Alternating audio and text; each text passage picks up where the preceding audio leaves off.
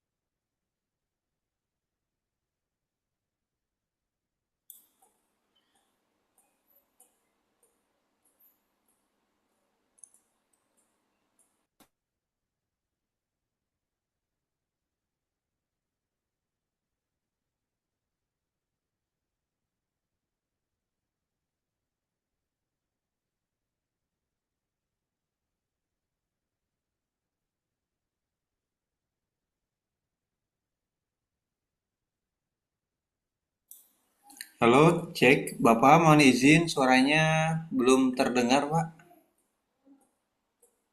Halo?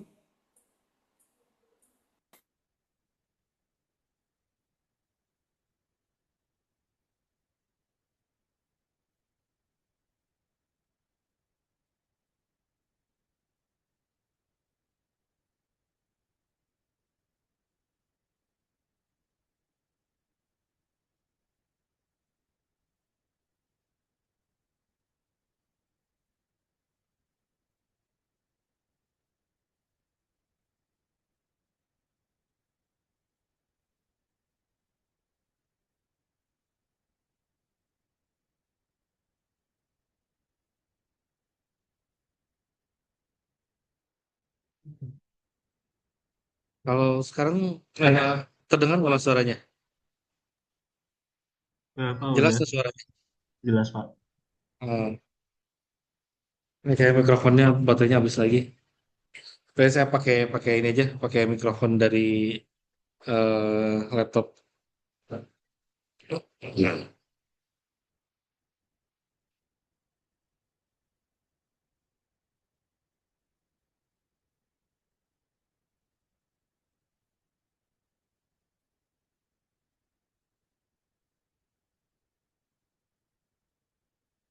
Baik, kita lanjutkan lagi. Katanya. Bobby Ya, udah aman. Aman, Mbak. kita pakai mikrofon ini aja sih. Oh, tadi ya, Pak. Ini Dicolok. Oh iya. baterainya habis lagi kayaknya. Hmm. Jadi lu pakai pakai ini aja nggak apa-apa. Oh iya. Baik-baik. Ya, Pak. Nggak apa-apa, Mbak.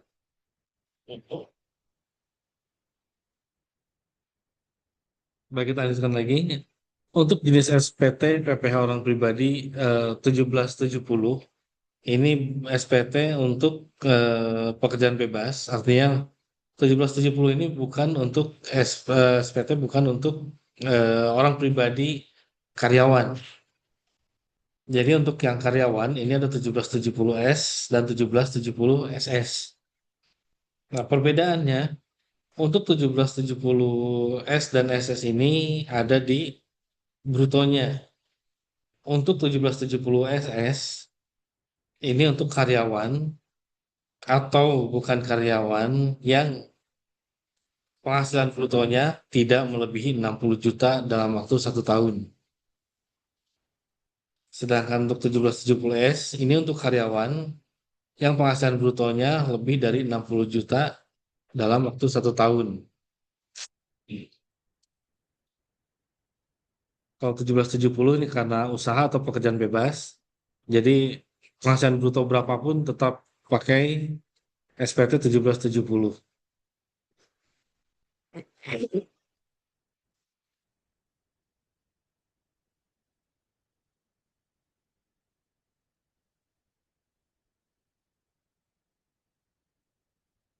Dan di sini ada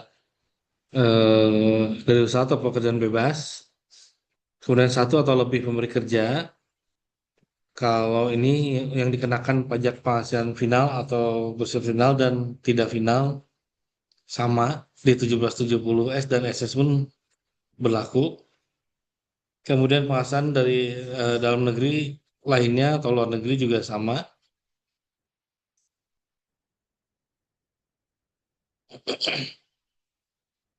Nah, ini untuk identitas. Identitas ini di header setiap SPT, baik di induknya atau di lampirannya. Jadi di SPT dalam bentuk yang lama, dalam bentuk fisik kertas, ini pasti di atasnya sama semua seperti ini. Nah, di atas SPT atau di lampiran ini, kenapa selalu ada ini? Selalu ada header ini. Kenapa? Ini karena dalam bentuk kertas zaman dulu, jadi supaya setiap lampirannya dan induknya itu satu paket, tidak sampai ada yang hilang. Jadi setiap lembarannya ada identitasnya. Identitas ini ada. Jadi kalaupun terpisah dari eh, apa kelompoknya, kalau ada yang menemukan bisa dicari, bisa digabungkan lagi. Ini masih dalam bentuk fisik pada zaman dulu. Tapi kalau sekarang karena bentuknya elektronik, ini udah pasti otomatis terisi.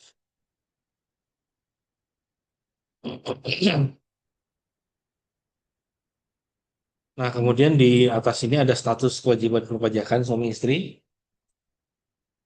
Ini ada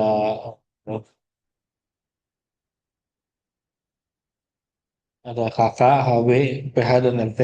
Kakak ini kepala keluarga, berarti dia tidak dipisahkan antara suami istri. NPP-nya berarti hanya satu. Kemudian HB ini hidup berpisah. Kemudian PH ini pisah harta. MT ini memilih terpisah.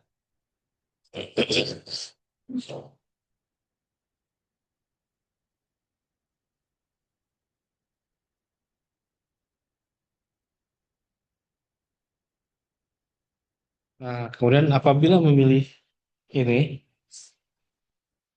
kan sini ada HB, PH atau MT.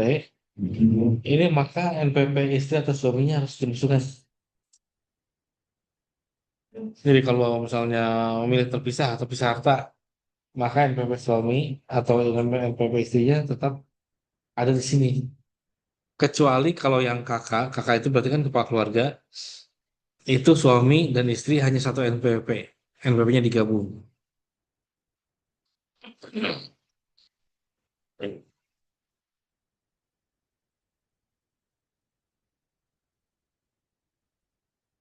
Ya. Oh ya, silakan. Nah, kalau ini tadi sudah dijelaskan.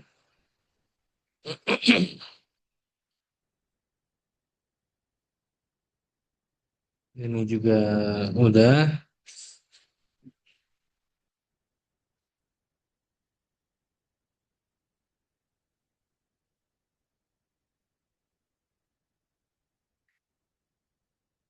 Ini hanya contoh eh, lampiran apabila wajib pajak menggunakan skema tarif pemberaturan pemerintah nomor 23 yang 0,5%. Tapi ini masih bentuk yang lama. Ini masih belum per bulan.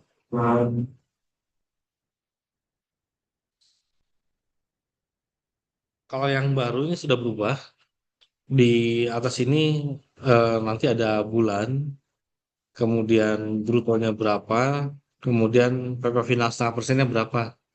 Ini juga masih yang 1%, dan sampai dengan 2 tahun yang lalu juga PP tiga sudah setengah persen ininya. Di sini sudah setengah persen, tapi masih sama seperti ini. Dan tahun kemarin sudah berubah untuk lampiran PP tiga ini sudah per bulan, bukan lagi per lokasi dan alamat. Tapi di atasnya ada alamat, di sininya bulannya. Udah berubah.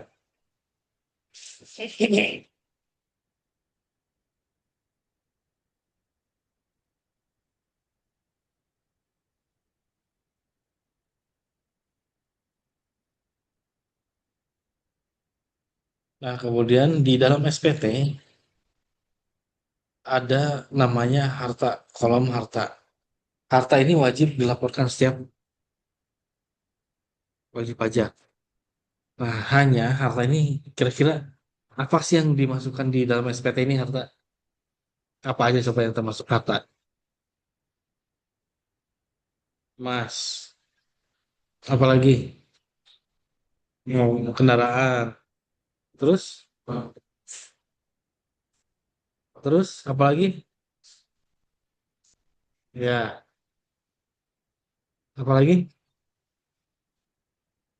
Hmm, apalagi? Coba sebutan apa lagi? Ada kendaraan, emas, rumah, ada pembelian, apa lagi? Tabungan, deposito, saham, apa lagi coba? Apa lagi harta?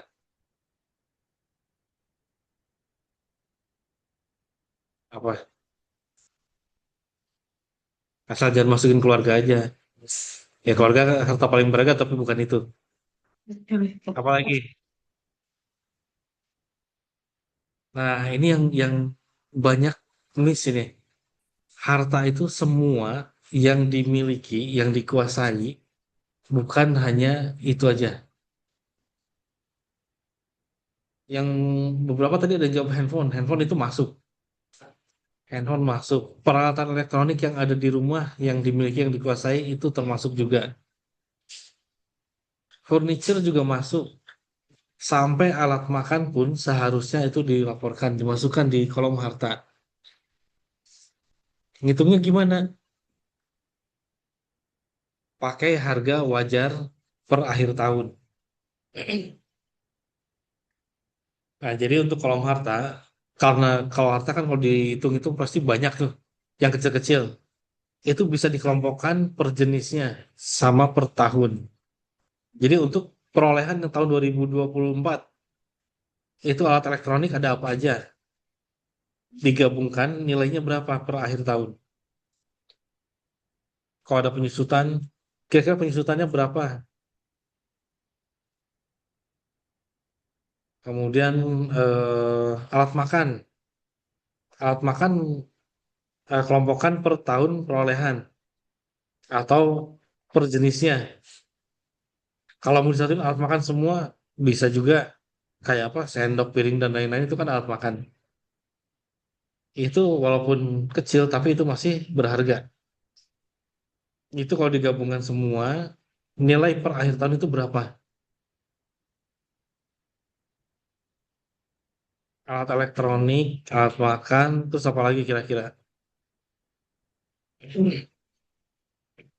Banyak yang lupa untuk dilaporkan. Apalagi ada yang tahu.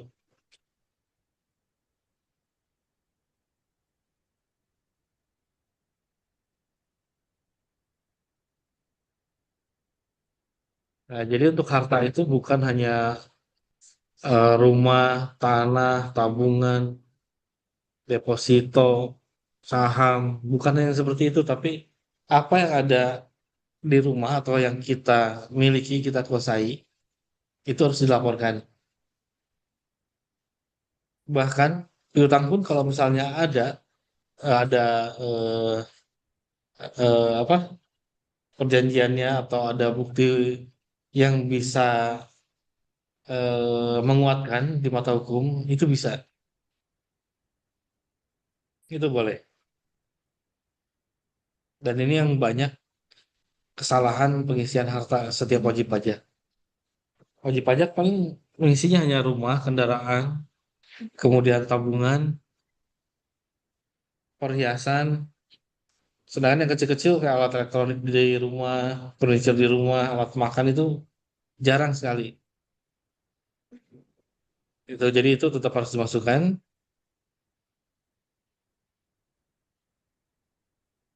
Nah, kemudian di sini kalau kode ini nanti baca sendiri aja. Ini bukan bukan untuk diapalkan juga sebetulnya kalau lapor lewat aplikasi ini pasti semua udah tersedia tanpa kita harus cari lagi uang tunai itu kodenya apa itu nggak perlu.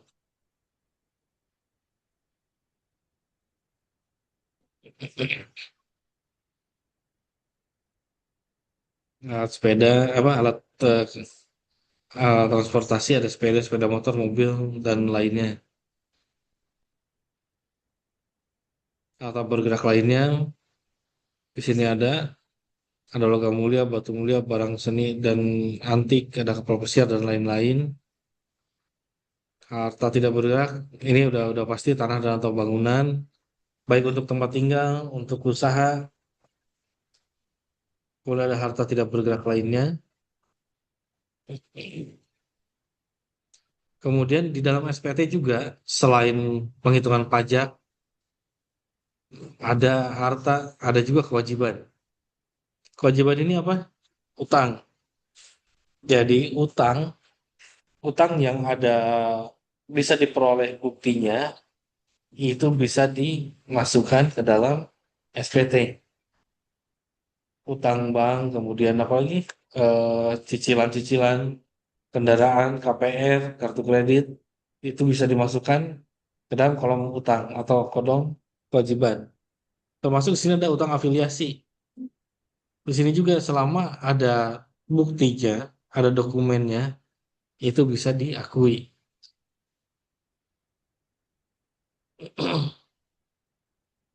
Nah, sekarang saya mau tanya, di SPT itu kenapa harus ada penghasilan, ada pajak terutang, ada harta, ada kewajiban, ada objek pajak, ada bukan objek pajak. Kenapa ada itu semua? Kenapa di SPT nggak udah penghasilan sama pajak yang dibayarin aja?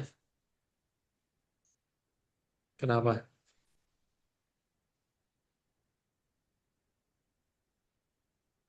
Ada yang tahu? Eh, Mungkin Pak, itu biar Mana? ini kali ya, biar ketahuan kalau ada penghasilan yang belum dilaporkan gitu ya Pak. Salah satunya itu. Kemudian apa lagi?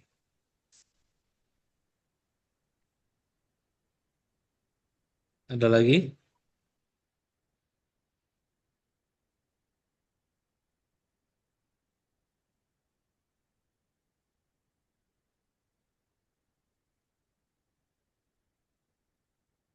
Nah, jadi di dalam SPT itu ada namanya penghasilan, ada pajak yang dibayarkan, ada objek pajak, ada bukan objek pajak, ada harta dan ada kewajiban.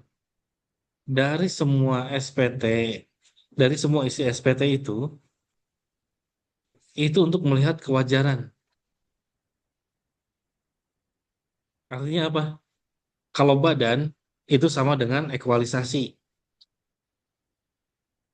Artinya kalau misalnya ada penghasilan, kemudian ada pajak yang dibayarkan, apakah pajak yang dibayarkan itu sudah sesuai dengan penghasilannya atau belum?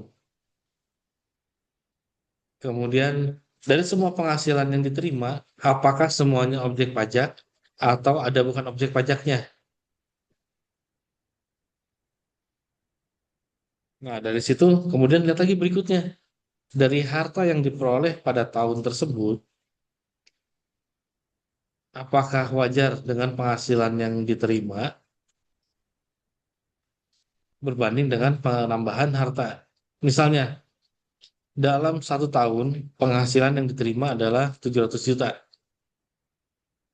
Kemudian ada penambahan harta sebesar 1 miliar.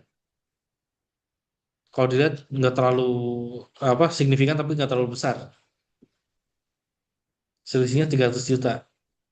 Kira-kira wajar atau enggak? Penghasilan 700 juta, penambahan harta 1 miliar. Wajar atau enggak kira-kira? Kenapa enggak? Nah, kalau misalnya selisih 300 juta itu ternyata dia kepemilikannya dengan cicilan. Dalam waktu 1 tahun cicilannya misalnya 200 juta. Total cicilannya 200 juta 1 tahun. Masih wajar enggak? Wajar, karena tidak melebihi penghasilan. Nah, sekarang kalau misalnya ada harta, penambahan harta 1 miliar, penghasilan 300 juta, tapi tidak punya kewajiban atau tidak ada hutang. Bagaimana yang seperti itu?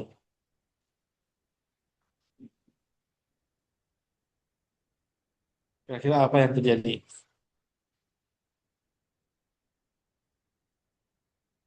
Ada yang mau coba jawab?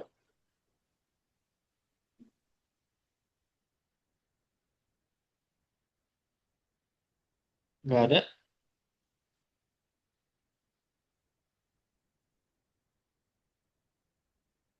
Nggak ada yang mau coba? Nggak apa-apa, jangan tahu salah. Punya penambahan harta 1 miliar, penghasilan yang terima 700 juta, tidak ada utang.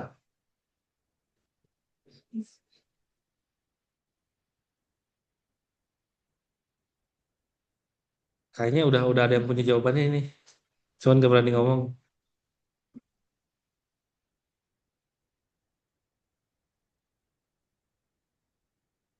Hal itu bisa terjadi apabila ada penghasilan penghasilan yang apa? Penghasilan yang bukan objek pajak. Penghasilan yang bukan objek pajak. Jadi dalam 1 tahun dia total penghasilan cuma 700 juta. Tiba-tiba ada penambahan harta 1 miliar. Siapa tahu itu hibah dari orang tuanya. Kalau hibah kan bukan objek pajak. Nah, di situ dijelaskan penghasilan itu masuk objek pajaknya berapa, yang bukan objek pajaknya berapa.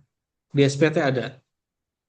Yang atas objek pajaknya mana yang final, mana yang tidak final, berapa yang disetorkan atau berapa yang dipotong itu ada. Harta tahun berapa perolehannya itu sebutkan. Dari tahun yang lama pun kalau memang masih ada, itu tetap harus dilaporkan. Jadi bukan berarti tahunnya lama, udah nggak usah dilaporkan, enggak. Jadi tetap harus dilaporkan. Kemudian utang, utang atau kewajiban, setiap yang belum dilunasi, masih berjalan, itu tetap dilaporkan juga. Nah, untuk harta dan utang, kita lihat ada contoh SPT-nya nggak di sini?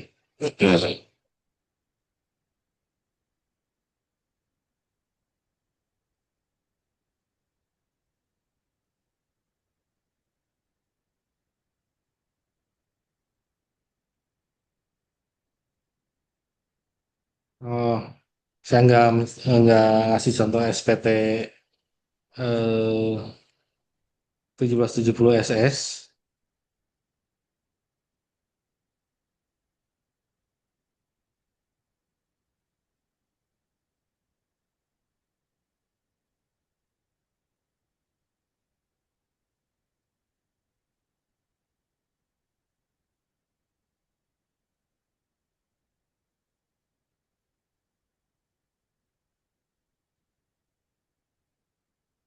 Nah, kita lihat yang 1770 aja dulu. Ini nggak jauh beda dengan 1770 S. Kita lihat di sini. Untuk 1770 lampiran Romawi 1, di sini ada penghasilan neto dalam negeri dari usaha atau pekerjaan bebas.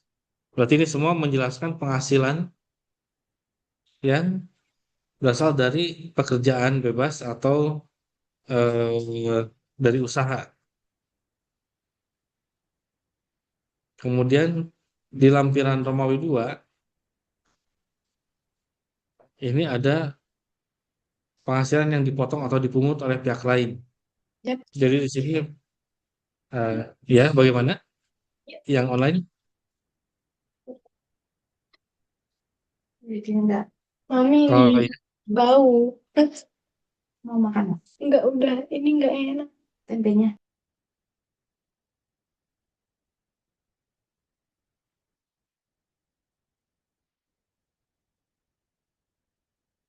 Baik, untuk 1770 Romawi 2 di sini ada. Di 1770S pun ada. 1770S itu untuk karyawan yang penghasilannya dia penghasilan brutonya di atas 60 juta. Ada daftar pemotongan atau pemungutan oleh pihak lain. Nah, kalau untuk 1770 ini karena dia usaha atau pekerjaan bebas, di sini eh, semua jenis pajak pasalnya di sini ada dan bisa juga terjadi. Kemudian kalau untuk ke karyawan yang paling umum adalah pasal 21. Di sini ada pasal 21 ini paling umum untuk karyawan. Kemudian di sini nanti ada identitas pemotong pajaknya atau pemungutnya. Kemudian kita lihat lagi lampiran Romawi 3.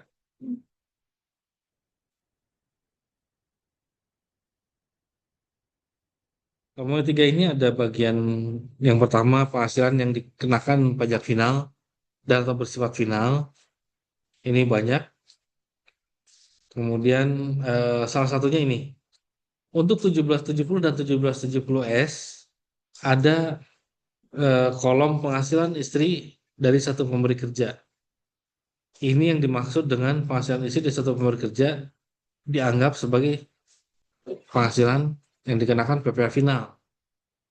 Makanya ada di kolom bagian A, penghasilan yang dikenakan pajak final dan atau bersifat final. Salah satunya adalah penghasilan istri dari satu pemberi kerja. Nah, kemudian di Romawi 3 ini ada penghasilan yang tidak termasuk objek pajak. Nah, ini kalau di induknya sudah ketahuan penghasilannya berapa, kemudian langsung lihat di bagian harta, ternyata hartanya banyak, di bagian kewajiban tidak ada, lihatnya di sini. Ada penghasilan yang tidak termasuk objek pajak atau enggak? Kalau ternyata di penghasilan yang tidak termasuk objek pajak juga tidak ada atau nihil atau kosong, kira-kira apa? Ada kecurigaan apa? Ada dua. Ada penggelapan pajak atau pajak yang tidak dilaporkan, atau ada penghasilan yang tidak dilaporkan. Itu sama. Berarti supaya pajaknya kecil, ada penghasilan yang dilaporkan. Atau penghasilan yang dikecilin supaya pajaknya nggak besar. Itu. Berarti ngeceknya ada di tiga bagian, penghasilan dan pajaknya, kemudian objek pajak atau bukan objek pajak, dan harta dan kewajiban. Itu yang harus dicek.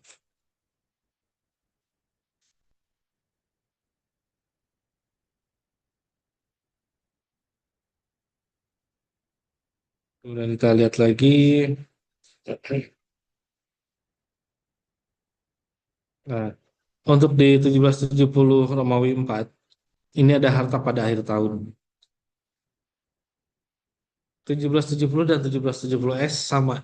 Cara pengisiannya seperti ini. Ada kode harta, nama hartanya apa, tahun perolehannya tahun berapa, harga perolehan berapa, kemudian keterangan.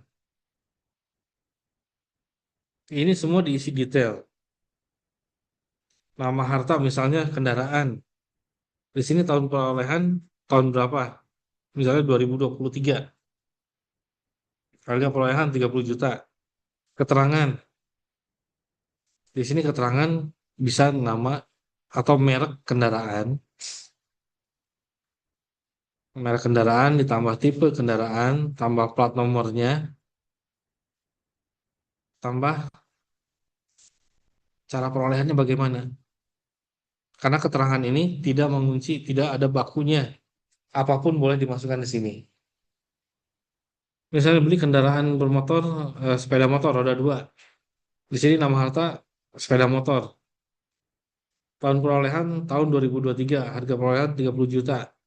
Di sini mereknya disebutkan, tipenya disebutkan, plat nomornya disebutkan, kemudian perolehannya, cara perolehannya kalau perlu disebutkan, sebutkan. Kalau misalnya cicilan, berarti di sini dengan cicilan. Supaya nanti di kewajiban sini sama. Nama pemberi pinjaman dan tahun peminjaman sama dengan di sini.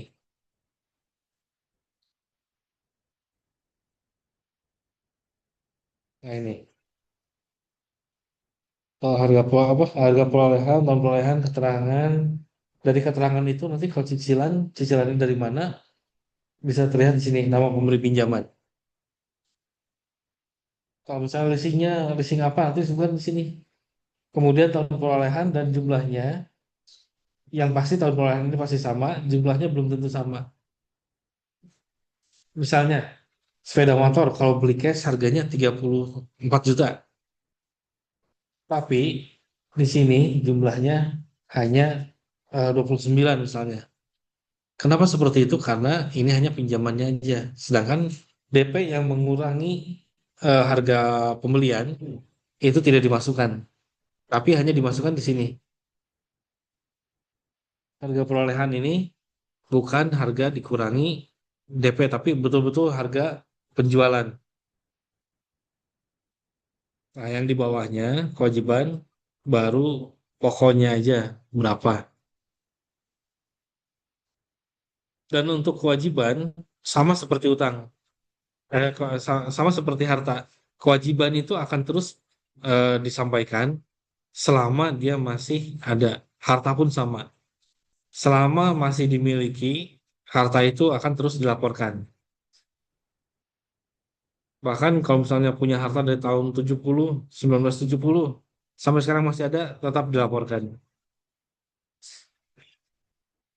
Nah, kemudian untuk membedakan 1770, 1770S dan SS, ini yang berbeda hanya di 1770 SS karena dia hanya satu lembar dan hanya beberapa bagian. Yang paling terlihat di sini adalah harta, harta dan kewajiban. Kalau di 1770 selain yang SS, ini akan disampaikan detailnya tahun perolehan, kemudian nilainya. Tapi kalau di 1770 SS untuk harta, itu seluruh harta yang dimiliki akan dinilai per akhir tahun. Tanpa detail jenisnya, tanpa tahun perolehannya. Semuanya jadi satu. Begitupun kewajiban. Kalau di 1770S dan 1770, kewajiban ini kan detailnya banyak. Tapi kalau di 1770 SS, untuk kewajiban hanya menghitung total kewajiban yang dibayarkan dalam waktu 1 tahun.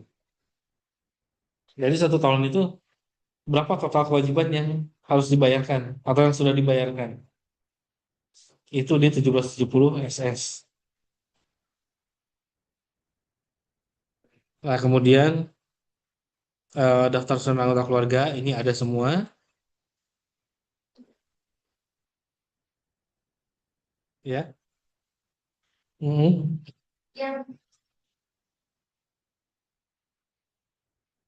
Nah, tadi kan apa PPH itu penghasilan dan SPT itu konsepnya adalah satu keluarga, satu kesatuan.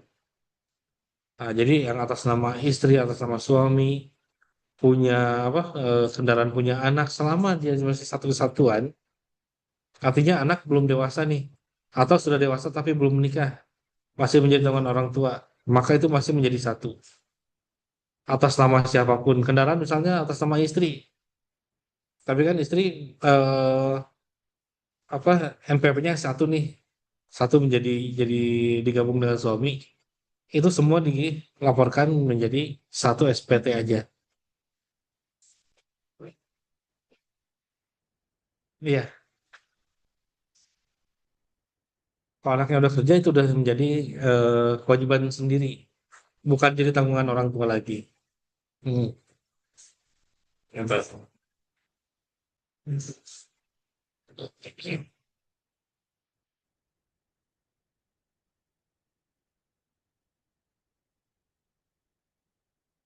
Nah, kemudian daftar susunan anggota keluarga.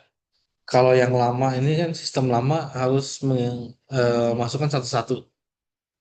Namanya, nicknya, hubungan keluarga, pekerjaan, atau mengambil dari laporan tahun sebelumnya. Kalau tidak ada perubahan. Di Cortex, ini sudah tidak perlu di cross check lagi. Karena di Cortex itu untuk anggota keluarga sudah termasuk semua. Jadi di Cortex itu ada namanya FTU, Family Tax Unit.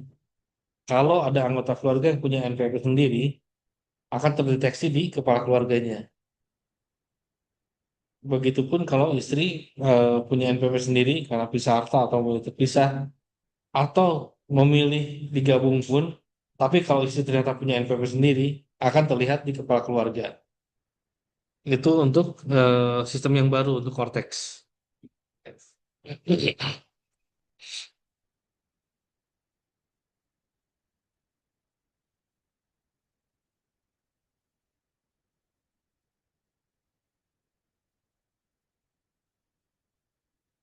Nah, kemudian 1770S,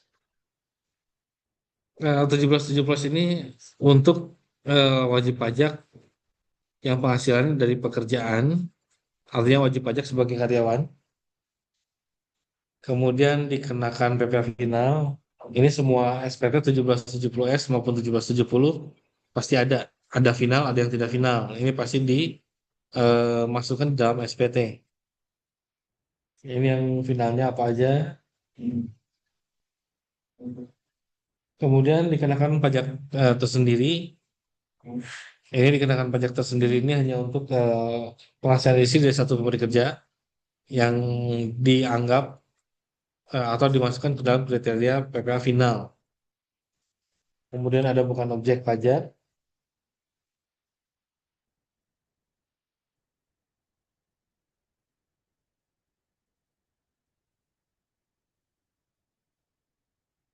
Nah, ini yang wajib mengisi dan menyampaikan formulir SPT tahunan PPh orang pribadi 1770S adalah wajib pajak orang pribadi yang tidak melakukan pekerjaan bebas atau kegiatan usaha, artinya dia sebagai karyawan.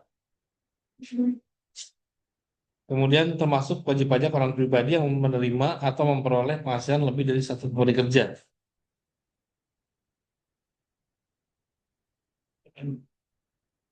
Nah, ini ada untuk 1770S ini, lampiran satunya memuat rincian penghasilan neto, daftar pemotongan, pemungutan, serta PPh yang ditanggung pemerintah.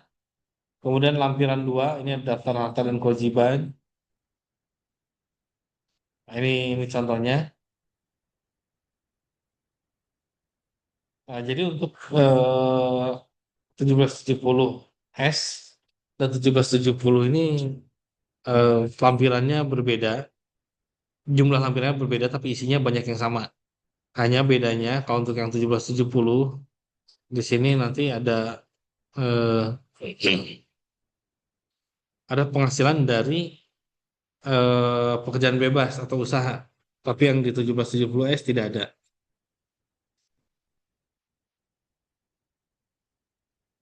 Nah, kemudian eh, menurut undang-undang, kelengkapan SPT ini, semua jenis SPT adalah seluruh formulir terisi dengan lengkap. Induk beserta lampirannya berarti dari halaman pertama sampai terakhir itu harus ada. Kalaupun ini kan kita berbicara tentang SPT berbentuk fisik yang masih kertas. Kalaupun ada lampiran yang tidak diisi atau nihil, tapi identitas di atasnya itu tetap harus diisi, tetap harus ada. Karena lampiran itu termasuk kelengkapan. Kayak 1770 lampiran sampai dengan lampiran Romawi 5, 6. Romawi 2-nya nggak ada aja. Itu tetap dianggap tidak lengkap. Walaupun isinya nihil. Kemudian SSP pasal 29. Bila SPT menunjukkan jumlah PPh yang masih harus dibayar. Artinya SPT-nya statusnya kurang bayar. Nah, ini dalam eh, sistem yang lama memang harus dilampirkan SSP, surat setoran pajak. Itu bukti bahwa kurang bayarnya sudah dilunasi. Nah, kemudian berbeda lagi dengan sistem berikutnya, sistem elektronik yang pertama sebelum Cortex, itu cukup menginput NTPN dan nilai yang dibayarkannya saja. Nah, begitu masuk ke Cortex, ini berubah lagi.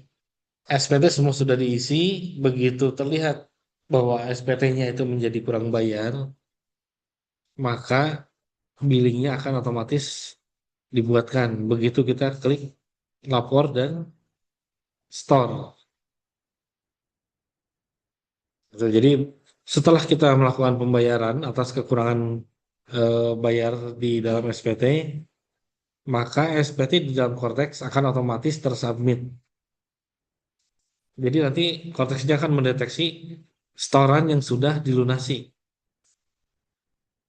Jadi begitu SPT-nya belum lunas, dianggap belum disampaikan. Tapi begitu udah dibayar, ini akan otomatis masuk ke dalam kriteria sudah disampaikan laporannya.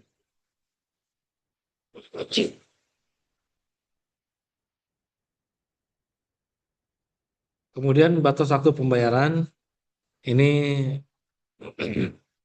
pada akhir tahun pajak, pajak hutang untuk 1 tahun pajak lebih dari cuma, oh ini masih sama ya.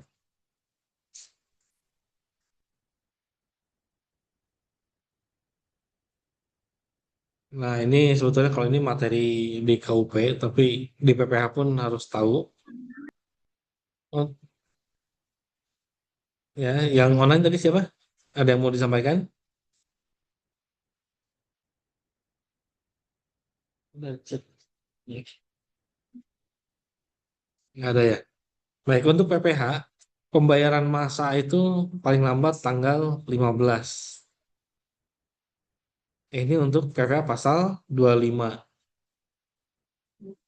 25 berarti PPH atas pajak sendiri, atas wajib pajak atas wajib pajaknya sendiri.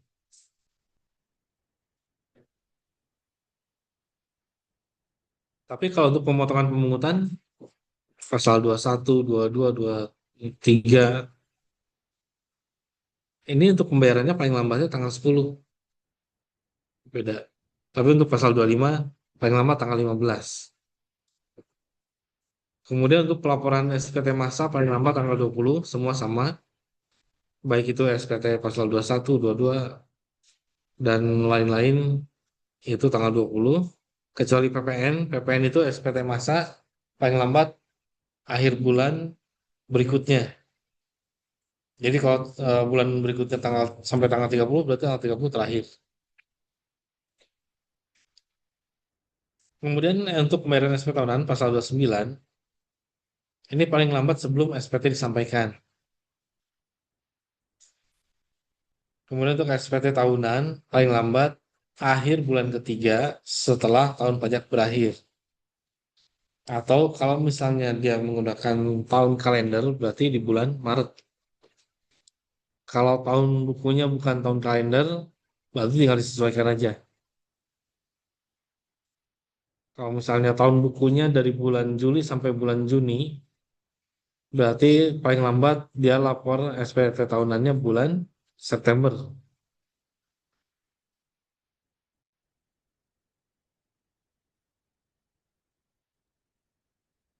Nah, untuk materinya selesai.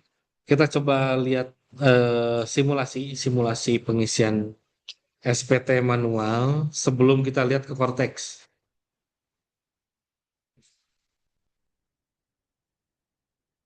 Baik, untuk slide-nya eh, Kita tutup.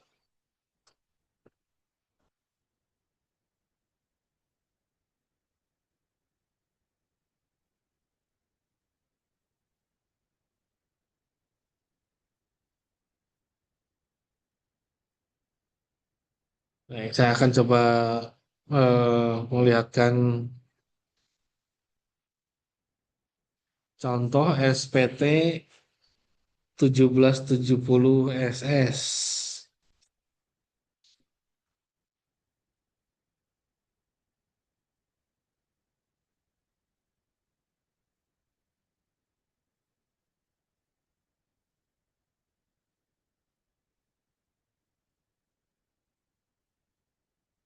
Nah, ini. Ini adalah contoh SPT dalam bentuk fisik kertas sebelum adanya SPT dalam bentuk elektronik. 1770 SS, kenapa disebut SS? Karena ini sangat sederhana. Pengisiannya tidak rumit. Hanya satu lembar ini aja. Segini aja.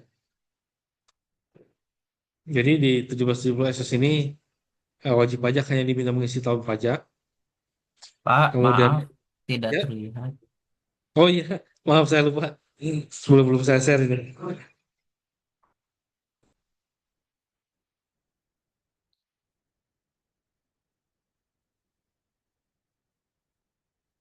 Nah, apakah sudah terlihat? Sudah, Pak. Ya.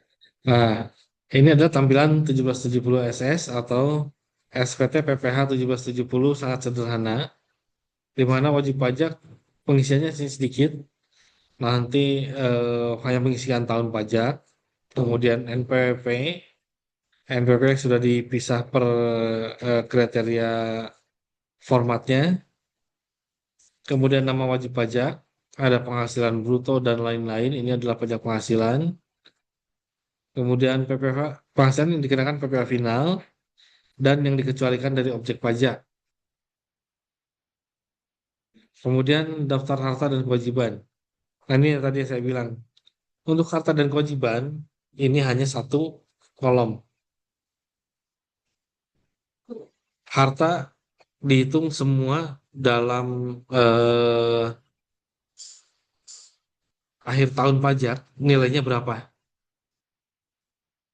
Berarti tabungan kalau ada ditambahkan dengan semua harta yang dimiliki di rumah. Ini pun sama untuk kewajiban atau utang, ini hanya satu kolom, di mana ini hanya memuat berapa banyak atau jumlah total yang sudah dibayarkan untuk membayar kewajiban.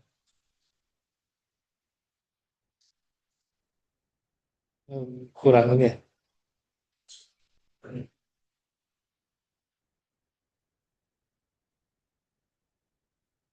Nah, ini sama. Jadi tadi untuk harta dihitung total seluruhnya per akhir tahun pajak. Kewajiban pun sama, dihitung total seluruhan kewajiban yang dibayarkan dalam tahun pajak.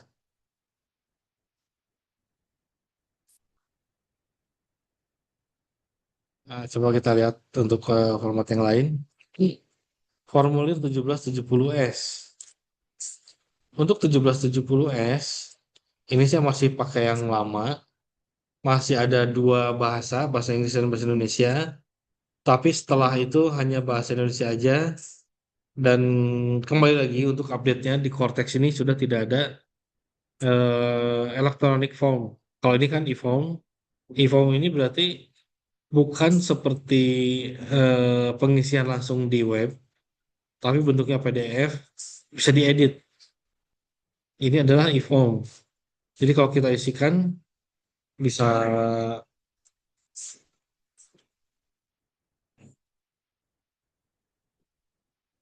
nah ini contohnya seperti ini. Nah, kalau kita mengisikan SPT, ini akan mengisi otomatis sesuai dengan rumusnya.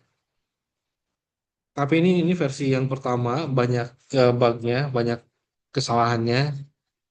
Di versi yang berikutnya kebetulan saya nggak punya contohnya. Ini nanti setiap yang kita isikan ini akan otomatis terisi. Kalau misalnya penghasilannya berapa, nanti ternyata pajaknya jadi berapa, nanti pengaruhnya dari mana? Pengaruhnya dari PTKP misalnya. Nanti akan menghitung sendiri. Kita ambil contoh, penghasilannya Tom misalnya berapa?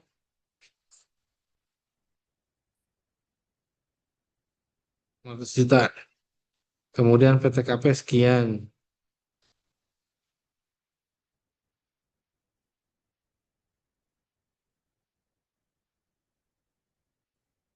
Nah, ini masih ada bug ini. Harusnya otomatis terisi.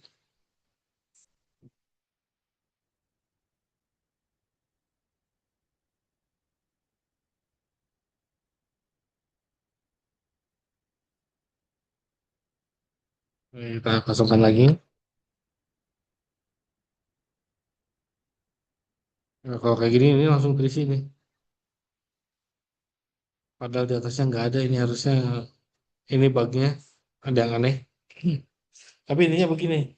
Dalam bentuk elektronik, semua akan dihitung otomatis.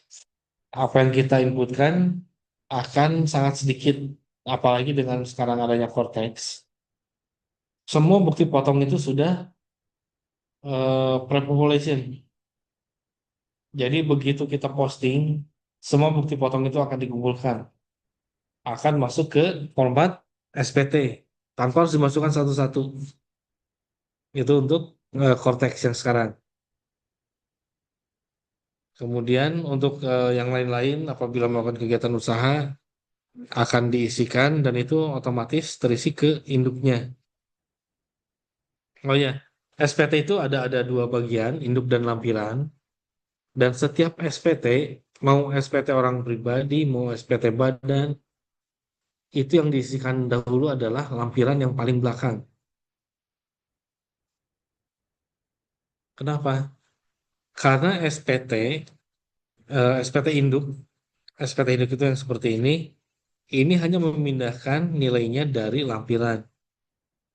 Dan yang elektronik, begitu kita mengisikan lampiran, maka akan otomatis terisi di induknya. Contohnya,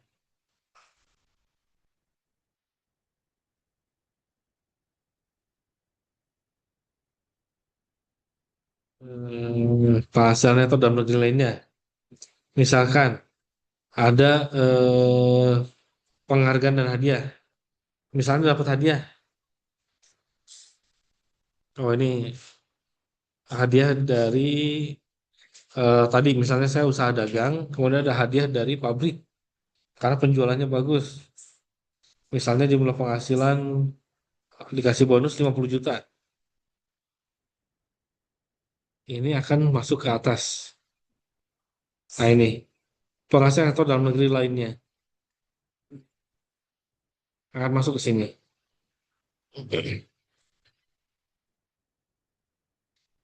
Kemudian eh, daftar pemotongan pemungutan. Berarti kalau ini diisi, harusnya di bagian atas juga nanti terisi. Kita coba isikan lama pemotong, misalnya PT apa, MPP-nya,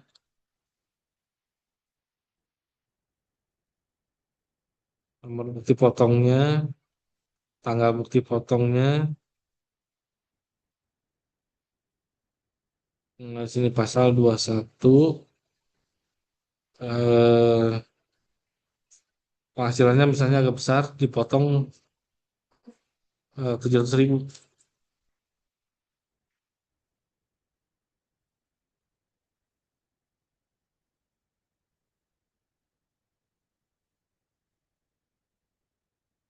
Kalau di sini belum menghitung, tapi ini harusnya bisa menjadi kredit karena bukan final. Dan lain-lain ini ada kewajiban, ada harta, ada kewajiban, ada susunan anggota keluarga.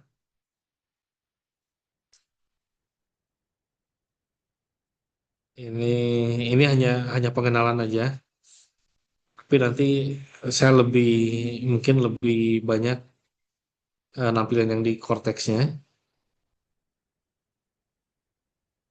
Nah, sekarang yang 1770. 1770 biasa atau bukan SS, ini lampirannya paling banyak.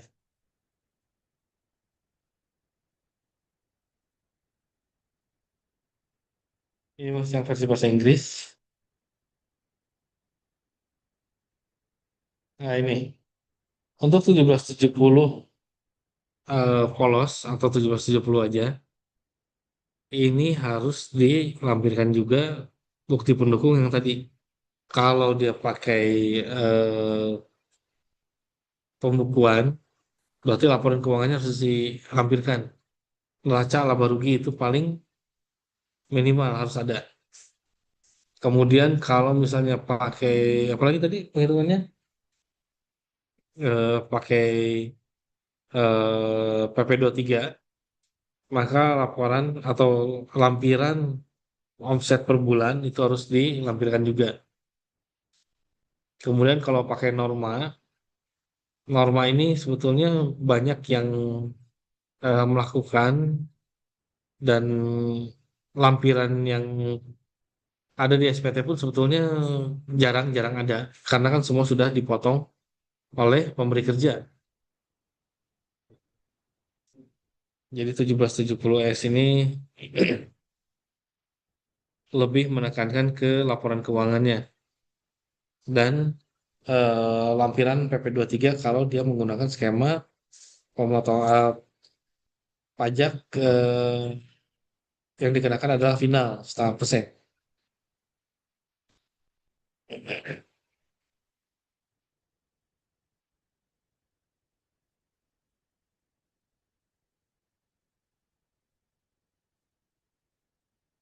Ada yang pernah berhubungan dengan pajak? Ya, apa itu? Hmm, itu hmm, kalau badan lumayan agak rumit, lebih rumit daripada orang pribadi.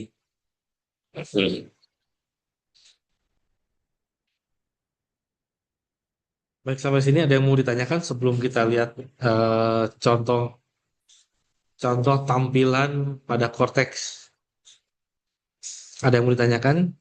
Yang online mungkin ada yang mau ditanyakan? Ada yang belum jelasnya di bagian mananya?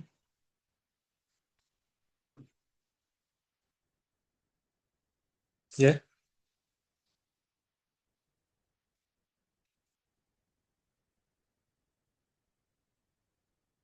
Hmm.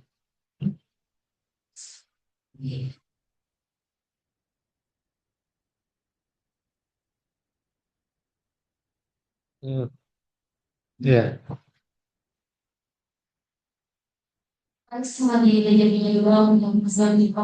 ya, betul. Jadi untuk Cortex ini kan baru berlaku sejak tahun pajak 2025. Jadi untuk lapor SPT tahunan apapun itu masih untuk yang tahun 2024 masih menggunakan DJP online. Nah, mulai Januari 2025 SPT masa pajak Januari 2025 udah menggunakan Cortex. Nah, dan sekarang SPT tahunan baik orang pribadi atau badan karena tahun pajak 2025 lapor di 2026 kita sudah menggunakan Cortex. Perbedaan yang sangat terasa itu pasti pengisian dari awal sampai akhir itu berbeda. Baik, kalau gitu kita langsung lihat aja ke Cortex-nya.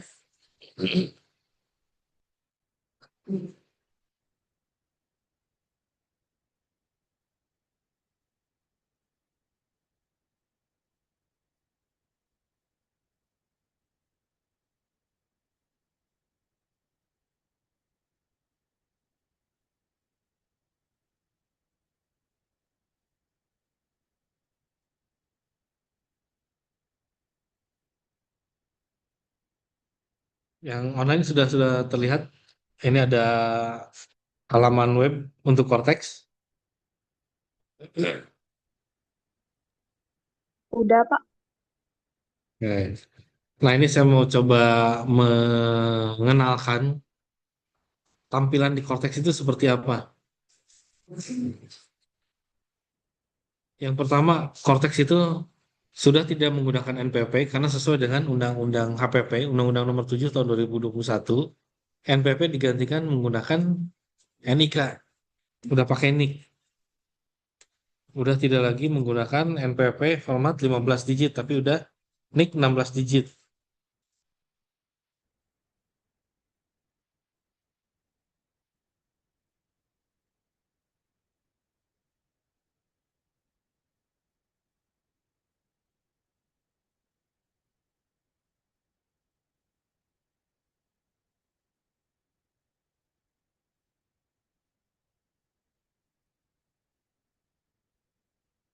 Nah, kemudian pada waktu masuk Cortex pun ini berbeda.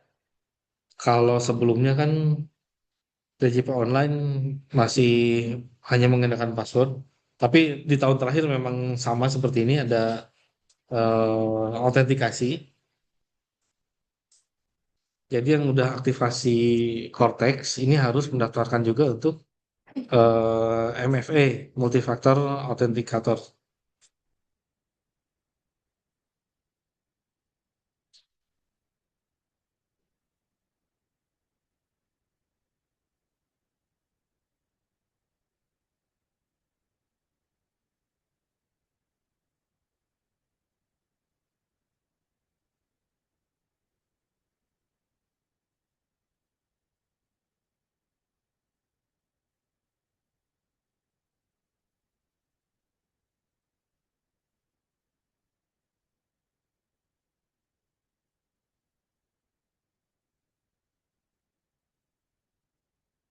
Nah, ini tampilan tampilan untuk halaman utama Cortex ini seperti ini. Ini perbedaan dengan DJP online sangat mencolok, ini beda-beda sekali. Kalau DJP online atau mau kita bandingkan DJP online seperti apa? Hmm. Kita coba.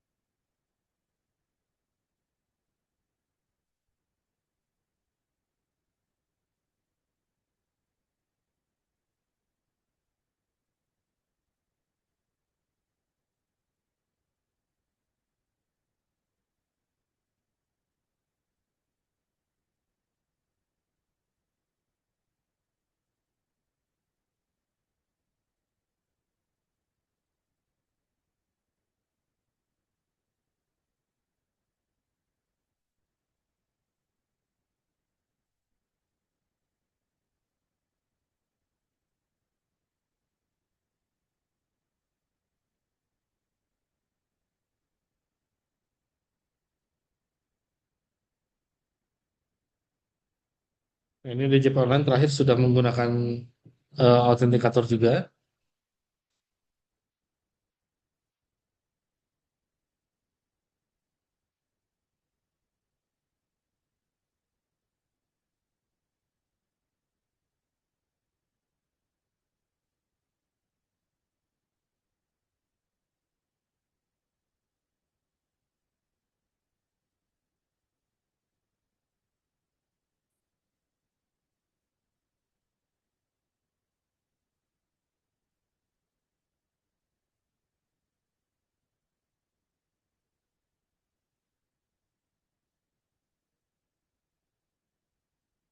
Nah ini tampilan untuk DJP online, sedangkan eh,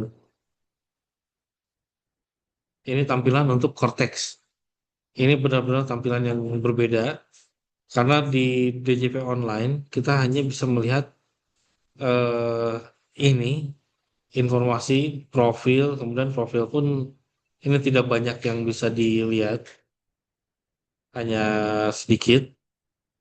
Kemudian pembayaran, pembayaran pun di sini hanya e-billing, hanya seperti ini aja. Kemudian laporan, laporan yang sudah dibuat ini ada di sini. Ini masih mirip dengan Cortex, sama bisa dilihat juga. Kemudian channel-channel laporannya ada e-form, ada e-filing, kemudian ada pemungutan biometri, ada PPN, kemudian ada layanan. Layanan di sini untuk keberatan, e-objection, ada PHTB, perolehan hak atas tanah dan atau bangunan. Ini kalau kita membeli properti, ini ada BPHTB-nya, ada bea perolehan hak atas tanah dan atau bangunan. Nah, ini sudah ada elektronik, sudah tidak perlu lagi mengisi formulir. Kemudian surat keterangan domisili, ada rumah konfirmasi. Sedangkan kalau yang di atas ini alamat menu-menu yang ada di web pajak.go.id. Nah, untuk di Cortex ini banyak informasi pribadi aja. Di portal saya ini ada dokumen. Dokumen ini memuat apa aja? Banyak. Ini surat keterangan terdaftar, bukti potong dan lain-lain ada di sini. Kalau kita sebagai karyawan dipotong PPh pasal 21, begitu pemberi kerja membuat bukti potong, maka bukti potongnya akan masuk ke Cortex masing-masing, akun masing-masing penerima penghasilan.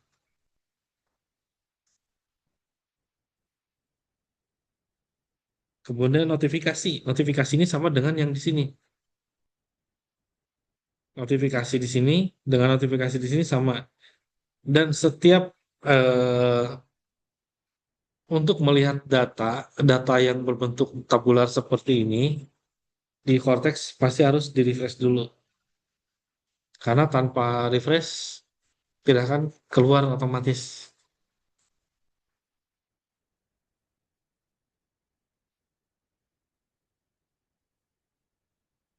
Kemudian selain notifikasi ada kasus juga.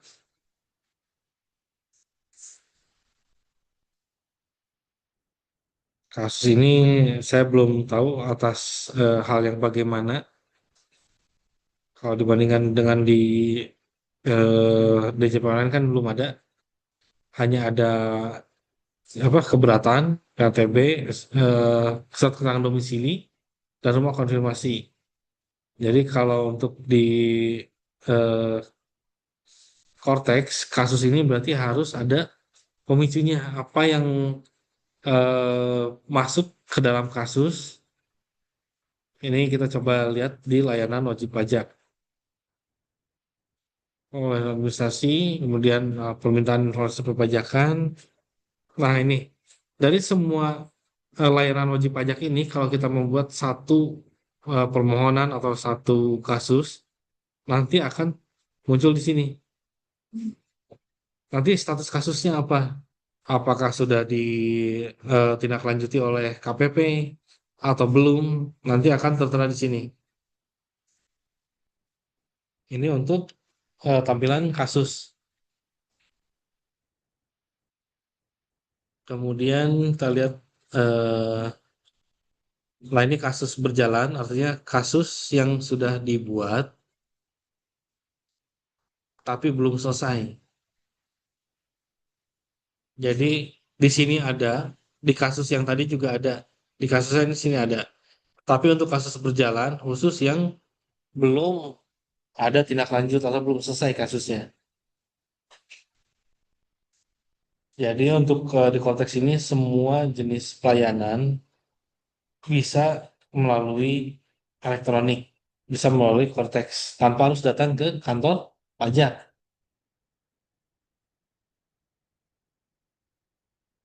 Termasuk pembuatan PKP dan lain-lain ini bisa. perubahan data pun bisa, perubahan identitas, alamat, dan lain-lain, perubahan status. Nah, ini ada penetapan wajib pajak non-aktif.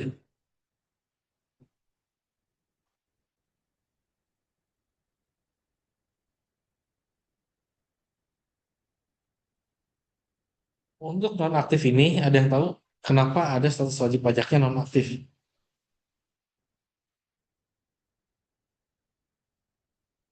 Ada yang tahu?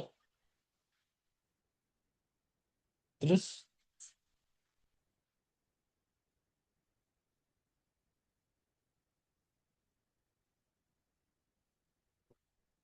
jadi penonaktifan status wajib pajak ini terjadi apabila wajib pajaknya, subjeknya masih ada, tapi objeknya tidak ada. Objek tidak ada itu bisa jadi wajib pajaknya eh, pensiun tadi, atau wajib pajaknya penghasilannya di bawah PTKP, itu bisa dinonaktifkan. Dinonaktifkan itu bukan menghapus NPWP, tapi NPWP-nya masih ada, tapi semua kewajiban perpajakannya gugur. Dari penghasilan yang diterima tidak perlu lapor, karena penghasilan di bawah PTKP. Begitu penghasilan di atas PTKP, jadi wajib lapor lagi. Dan itu akan aktif lagi. Nah, untuk penonaktifan status wajib pajak, ini hanya bisa eh, dinonaktifkan dengan dua cara. Dengan permohonan atau dengan secara jabatan. Secara jabatan itu berarti KPP sendiri yang menentukan wajib pajaknya nonaktif. Jadi untuk yang sudah tidak memenuhi syarat objektif, itu tidak dihapuskan NPWP-nya, tapi hanya dinonaktifkan.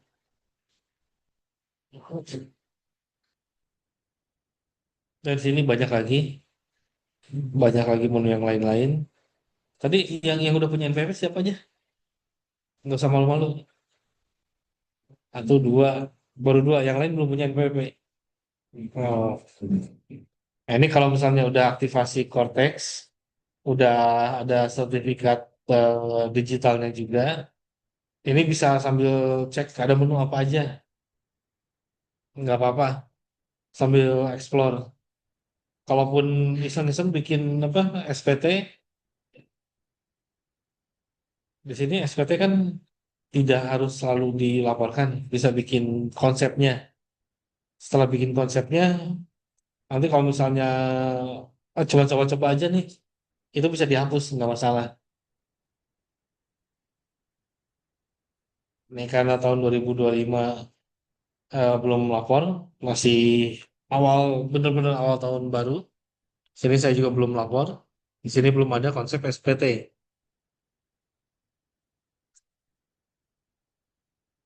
Nah, kita lihat perbedaannya DJP online.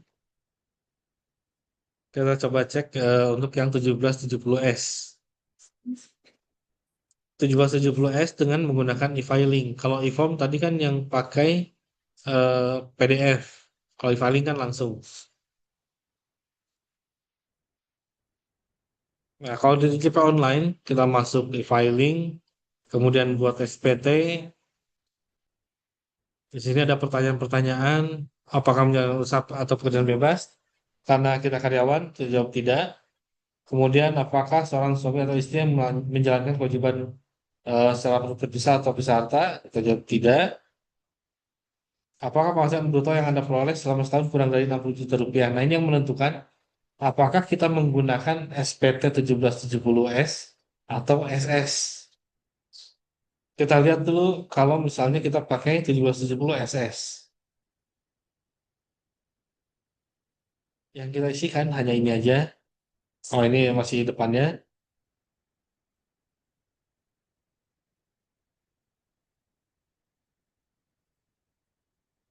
Ini saya jawab tidak saja karena saya udah bikin SPT tahun lalu.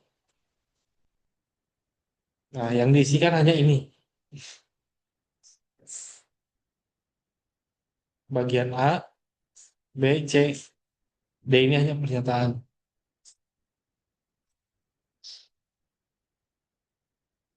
Nah, ini bagian A ini isikan sesuai dengan bukti potong yang diterima. Kemudian bagian B, penghasilan dengan KPA final. Ini pun hanya totalnya dari semua bukti potong atas KPA final. Nah, ini kalau misalnya ada hibah atau waris, ini boleh dimasukkan di sini. Yang dikecualikan dari objek pajak. Kemudian daftar harta dan kewajiban. Ini dihitung, digabungkan semua nilainya sesuai dengan nilai per akhir tahun. Kemudian sama kewajiban juga dihitung semua yang sudah dibayarkan pada tahun tersebut. Dari Januari sampai Desember, berapa kewajiban yang harus dibayarkan atau yang sudah dibayarkan. Kemudian tinggal mengisi pernyataan. Nah, ini di DJP online hanya segini, sedikit, nggak banyak. Kita coba bandingkan dengan eh, SPT di Cortex. Coba kita buat konsep, kita buat PPh orang pribadi. Nah, di Cortex di sini tidak ditanya, jadi terbalik. Pertanyaan yang tadi pertama adalah omset atau penghasilan bruto. Kalau di Cortex tahunnya dulu. Kalau di eh, Cortex tahun baru nanya SPT. Oh, ternyata dia otomatis. Nggak ada pertanyaan. Tapi kalau di DJP online, dia akan ditanya dulu penghasilan brutonya berapa, kemudian tahun pajaknya. Kalau ini tahun pajak, langsung membuat SPT. Kita coba lihat. Nah, ini pengisiannya seperti ini. Ini ada identitas, identitas SPT-nya, kemudian ada eh, metode pembukuan atau pencatatan, kemudian ada sumber penghasilan. Kalau kita masukkan sumber penghasilannya sesuai dengan pekerjaan, maka dia akan memilih 1770 S atau SS. Tapi kalau dia kegiatan usaha atau pekerjaan bebas, dia akan menjadi 1770 biasa. Nah, di sini ada petunjuk. Klik tombol posting untuk menampilkan data perpajakan Anda, harta, utang, dan lain-lain. Nah, di sini karena saya belum pernah posting, SPT-nya masih kosong, masih nihil semua. Tapi kalau saya posting, bukti potong yang saya terima di tahun 2025, kemudian data keluarga, kemudian data bukti potong yang lain-lain itu langsung masuk. Nah, kalau saya nggak posting, ini nggak akan masuk. Saya akan coba mengisi manual.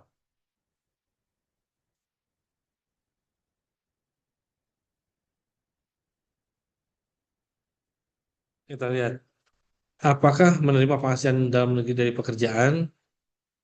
Kita jawab ya. Ini akan mengisi di lampiran 1 bagian D. Jadi di konteks itu, setiap pertanyaan yang kita jawab, kita akan kembali ke atas untuk mengisi di lampiran sini. Tadi lampiran 1 bagian D, maka kita akan masuk langsung ke bagian D.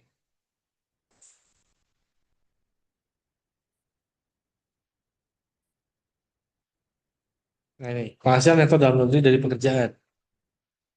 Coba kita tambah. Kalau misalnya penghasilannya kurang dari 60 juta, apakah dia akan berubah? Ah, ini perlu nomor identitas bekerja ya.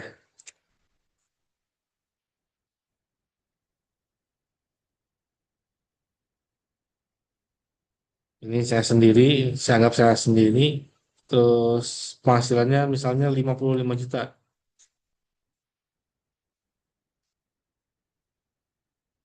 Pengurangnya nggak ada, kita simpan. Penghasilan brutonya 55 juta, tidak ada pemotongan.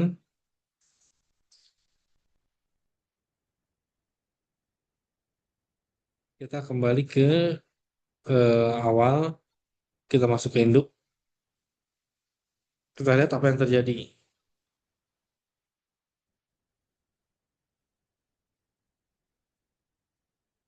Nah, kita isi dulu PTKP-nya. Nah, di sini akan menjadi nihil.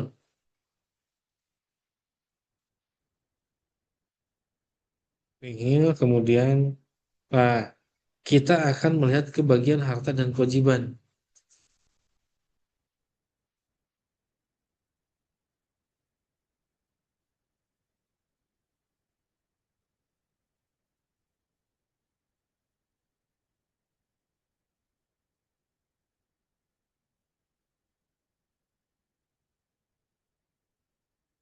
Oh, ternyata di SP tahunan untuk 1770 SS di Cortex tidak ditanyakan harta dan kewajiban. Di sini hanya ada yang berkaitan dengan penghasilan dan pajak. Untuk harta dan kewajiban tidak ditanyakan.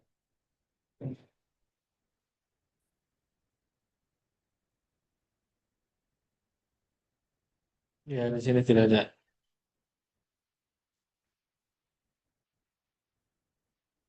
Nah, ini bedanya. Jadi untuk yang 1770 SS ini sangat sangat lebih sederhana lagi daripada DJP online. Yang lain-lainnya tidak perlu lagi diisi karena ya tidak ada di sini.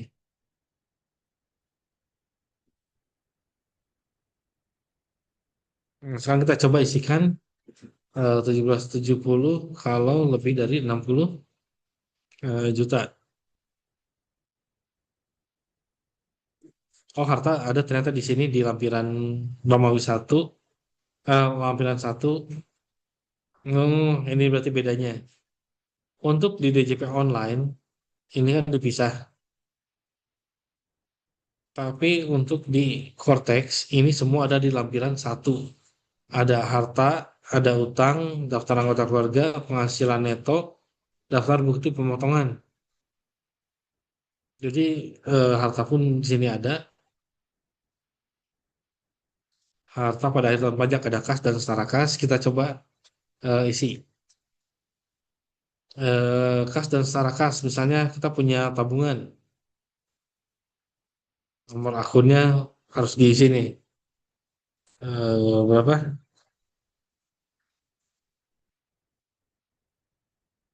Kemudian atas nama saya sendiri. Kemudian bank institusi. Misalnya bank ABC. Lokasi harta berarti tempat atau bank.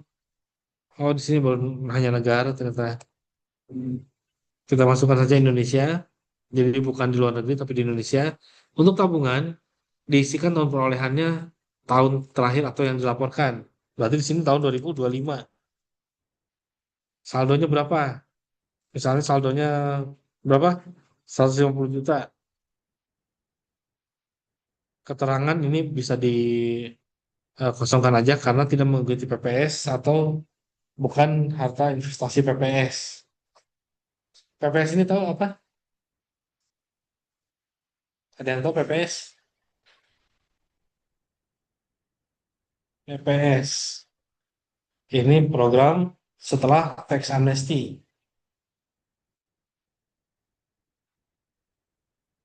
Ya, ya, program penguapan sukarela. Nah, tapi untuk PPS ini tidak apa ya, tidak sebanyak tax amnesty yang ikut. Dan PPS ini untuk memang eh, diadakan program pengungkapan sukarela ini apabila yang pertama belum pernah ikut tax amnesty, yang kedua ikut tax amnesty tapi ternyata masih ada harta yang lupa belum dilaporkan. Ini bisa ikut PPS. Kemudian sih dari harta investasi PPS. Nah, untuk pengungkapan sukarela ini kan bisa harta yang apa ya? harta yang gampang digunakan, artinya likuiditasnya bagus, sama ada harta investasi PPS. Investasi ini berarti ada harta biasanya, harta dari luar negeri yang dimasukkan ke Indonesia dan diinvestasikan atau harta yang lupa dilaporkan, tapi dia tidak akan sebesar tarifnya nggak akan sebesar dengan harta selain investasi. Kalau hartanya diinvestasikan dan ini ada syarat-syarat tertentu dengan investasinya, maka tarif untuk PPS-nya akan berbeda. Itu untuk investasi. Kalau tidak mengikuti apa-apa, kita coba simpan. Ya, ini untuk harta, kemudian harta kas dan setara kas. Kemudian untuk piutang, piutang bisa juga, tapi kita kosongkan aja. Untuk investasi juga bisa, kalau misalnya di sini investasinya banyak. Ada saham non bursa, ada saham bursa, ada obligasi perusahaan, ada surat utang lainnya dan lain-lain, ada KIK dan instrumen derivatif. Ini banyak.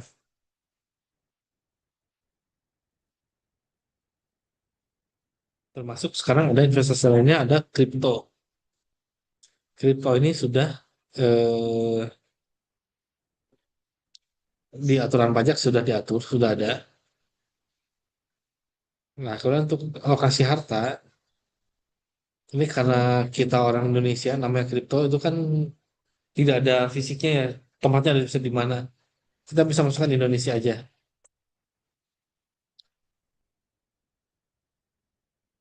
Nomor akun nanti tinggal dilihat nomor akunnya, kalau di apa e-walletnya.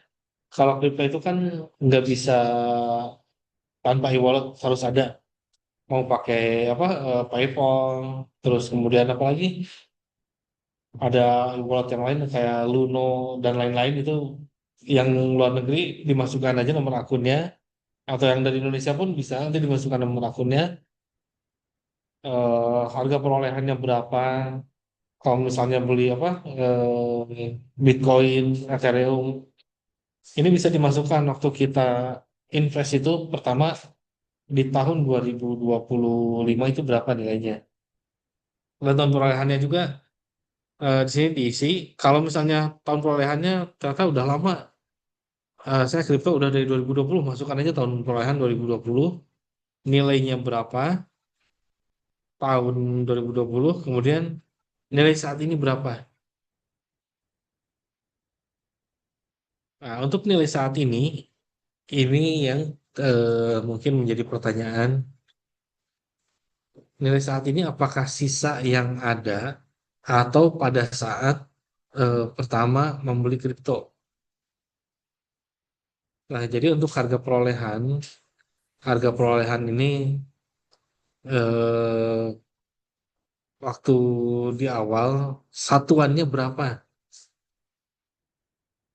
Satu Bitcoin berapa? Satu Ethereum berapa? Kemudian nilai saat ini berapa? Ini kita ambil saldo terakhir. Untuk kripto itu kan pasti jual beli dinamis. Dari awal sampai akhir kemungkinan besar tidak akan sama. Pasti ada yang dijual, ada yang dibeli.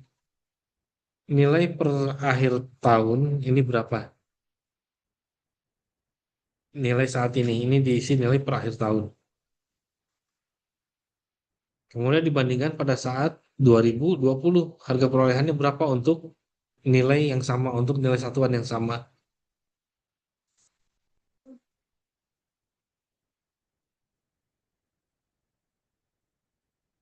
Nah, itu untuk investasi. Kemudian harta bergerak. Nah, ini harta bergerak yang tadi banyak sekali. Banyak sekali harta bergerak. Ada sepeda, sepeda motor, mobil penumpang, bis, dan lain-lain ini banyak.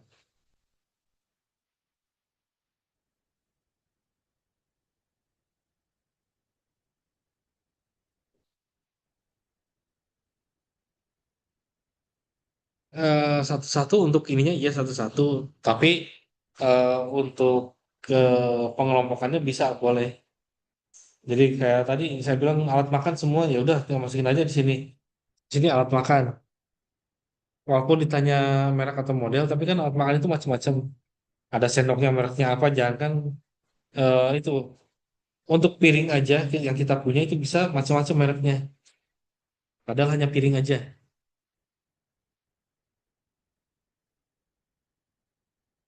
Kemudian karena alat makan sini tidak ada nomor polisi, tidak ada nomor registrasi, kosongan aja, atau bisa dikasih strip kepemilikan atas nama sendiri. Kemudian tahun perolehan, misalnya awal beli itu tahun 2019, misalkan 2019. Harga perolehan waktu 2019 eh, misalnya hanya berapa? 150.000. Nilai saat ini mungkin udah habis. Ini bisa disisikan nol. Apalagi di sini nggak boleh nol. Ya kita bisa isikan 100 rupiah pun nggak apa-apa. Apalagi harta termasuk kelompok berapa? Kelompok satu. Kelompok satu kan hanya 4 tahun. Ini udah habis.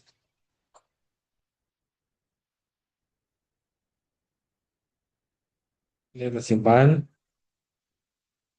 Kemudian harta tidak bergerak. Nah ini ada rumah, tanah,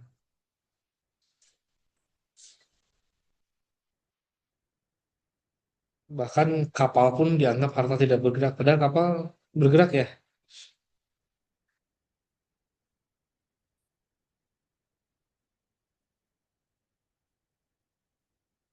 Nah ini tanah dan atau bangunan untuk tempat tinggal. Lokasi harta, alamat diisikan di sini. Jalan apa, nomor berapa, ukurannya, berapa kali berapa. Misalnya kalau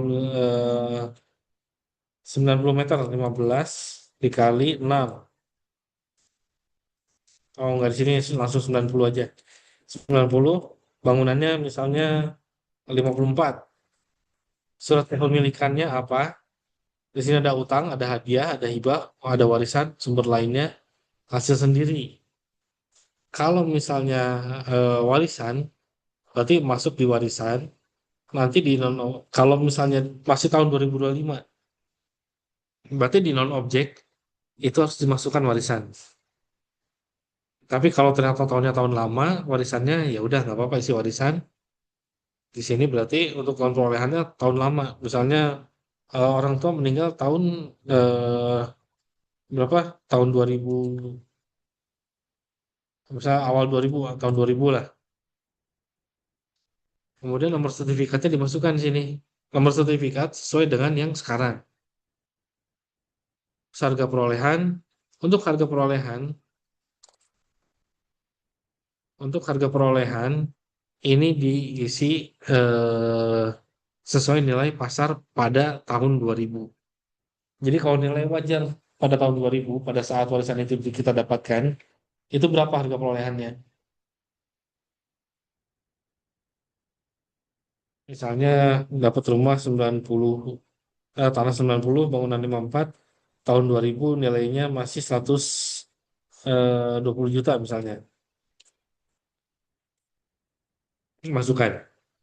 Nah, nilai saat ini kita bisa cek harga pasar sekarang berapa. Misalkan dengan tanah 90, bangunan 54, sekarang udah 600 juta. Ini boleh, nggak apa-apa. Dan ini akan berbeda dengan badan. Kalau badan untuk pengisian harta, harta pada amortisasi atau penyusutan. Di badan untuk amortisasi atau penyusutan, kalau misalnya nilainya lebih besar daripada penyusutan komersial atau fiskal, itu akan dikenakan PPh lagi. Karena selisih lebih dari nilai penyusutan itu akan dianggap penghasilan. Untuk di badan ada di situ. Tapi badan bisa revaluasi aset dengan tarif PPh yang lebih rendah. Revaluasi berarti yang harusnya nilainya lebih kecil atau harusnya udah habis, tapi ternyata masih ada nilainya, itu bisa direvaluasi. Dan revaluasi itu tentu dianggap penghasilan. Tapi tarifnya lebih rendah daripada di dalam PPh Badan apabila amortisasi atau penyesuaiannya lebih besar, lebih kecil. Ini saya coba simpan aja. Oh, nggak ada ininya. Ini saya coba tutup.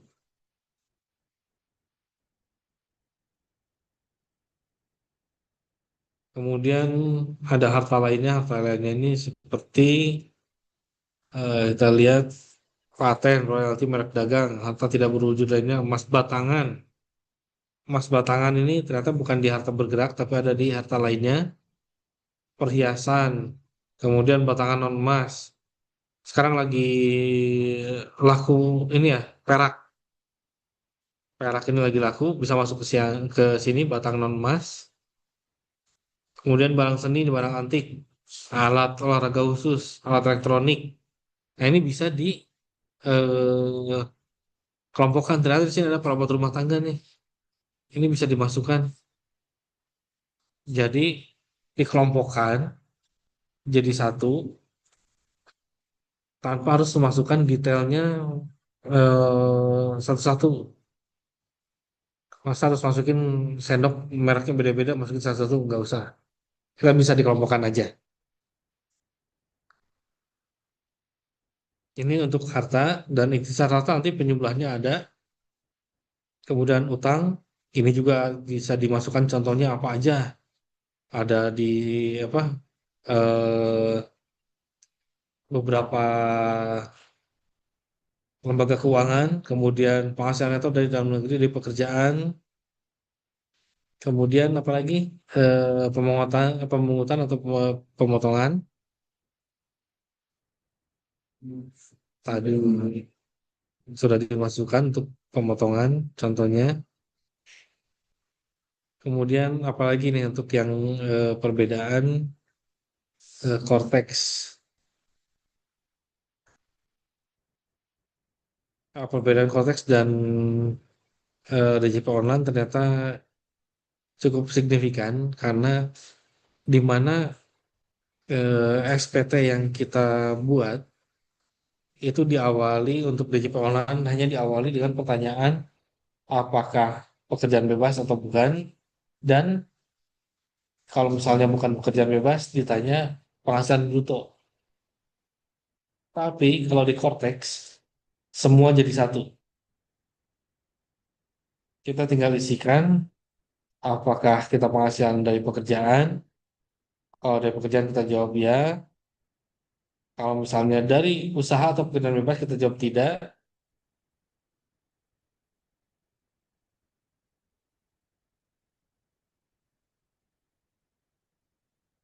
Nah, ini kalau misalnya kita jawab tidak, ternyata ada data lain, ini akan langsung ketahuan. Ini bedanya konteks. Kemudian kita kalau misalnya pilih usaha atau pekerjaan bebas. Nah, ini juga berarti ada mendeteksi hal lainnya yang ditemukan. Di sini akan ditanyakan apakah OPPT atau bukan, kemudian apakah menggunakan norma. Nah, ini perbedaan sistem yang lama dengan Cortex. Ini saya di sini hanya mengenalkan aja, mengenalkan Cortex ini seperti apa. Dan mungkin kalau dilihat, ini akan lebih banyak isian daripada yang di DJP online.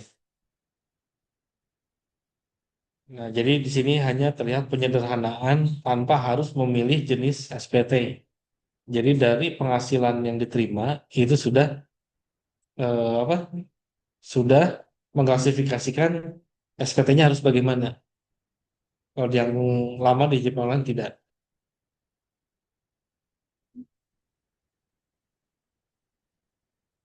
Baik, sampai sini ada yang bertanyakan? Saya untuk pengenalan SPT cukup karena ternyata konteks lebih lebih apa ya lebih sedikit, tidak rumit Pak, ya. eh, Silakan. mau tanya Kalau misalnya untuk tunjangan fasilitas misal dari perusahaan itu masuknya ke bagian apa, Pak? Kalau itu kan Misalnya, hmm, misalnya dapat tunjangan mobil gitu dari perusahaan gitu, si hmm. orang pribadinya. Nah itu ada bukti potongnya nggak? Harusnya sih ada Harusnya bukti berarti, potongnya. oh Iya, berarti dipotong PPh satu ya, Pak? iya. Dan itu tetap langsung dimasukkan ke daftar pemotongan atau pemungutan yang di lampiran satu tadi. Di bawah, paling bawah kan ada daftar bukti pemotongan atau pemungutan PPh gitu. Ya, makasih, Pak. Karena tunjangan juga kan termasuk penghasilan dan itu harus ada bukti potongnya, maka tinggal dimasukkan aja di sini.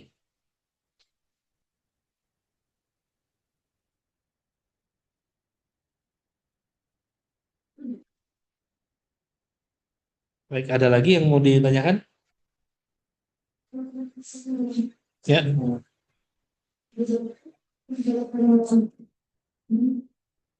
ya. Hmm. Yang punya perusahaan sama di orang ibadah Islam tujuh jenis Islam yang Oh, ya. punya juga laporan dari kok bisa langsung jadi satu di situ atau dia jalan kalau di kalau tidak. Nah, itu. Kalau di Cortex, untuk SPT badan berbeda dengan DJP online. Kalau DJP online, badan lapor sama badannya sendiri. Badannya yang ngisi. Tapi di Cortex, logiknya adalah badan itu bukan manusia, bukan orang. Nggak mungkin bisa bikin laporan. Jadi, di Cortex itu ada namanya, apa? Ada namanya apa? Ya, bukan PIC. Coba, ada yang udah pernah tahu belum? Persona, Pak. Bagaimana? Persona bukan, Pak. Apa?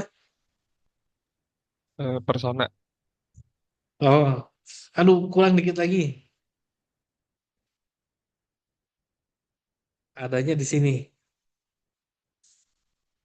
Di konteks itu ada namanya apa? Impersonate. Itu.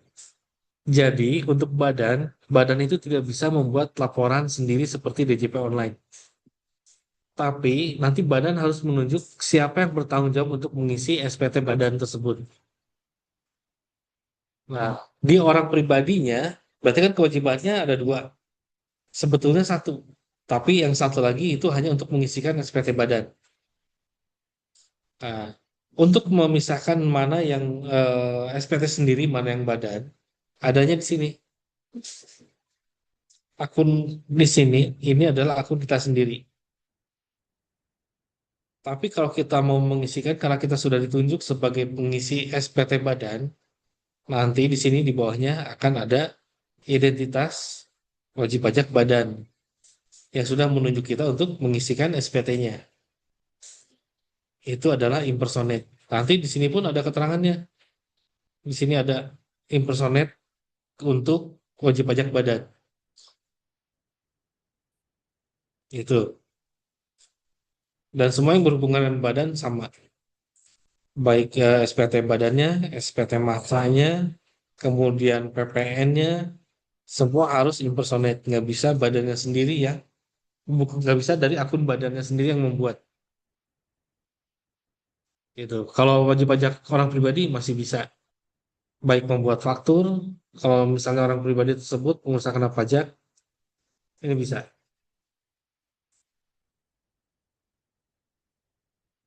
Nah, itu perbedaan yang mencolok untuk pengisian SPT.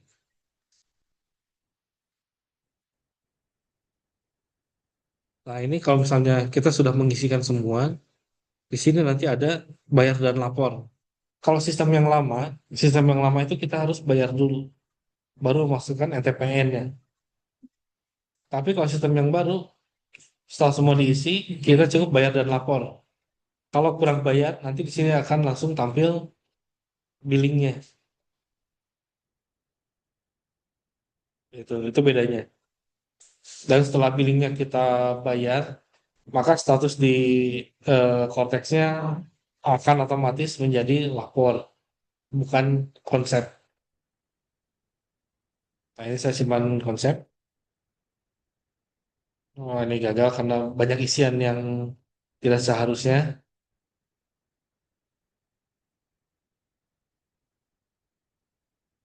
Udah sampai sini aja. Oh, ini belum belum diisi ya. Coba simpan konsep. Masih belum. Berarti masih banyak elemen yang pengisiannya salah. Ini tidak akan bisa di apa-apakan kecuali diperbaiki. Harus sesuai pengisiannya.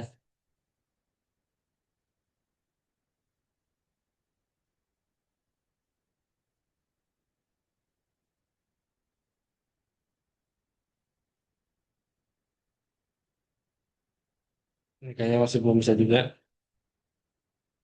Ada. Udah kita anggap udah bisa lah sini.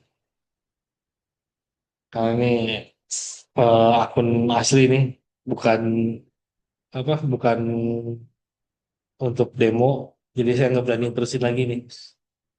Nah, sampai sini ya Bu, bagaimana ada yang ditanyakan untuk semua yang disampaikan hari ini sampai dengan pengisian SPT?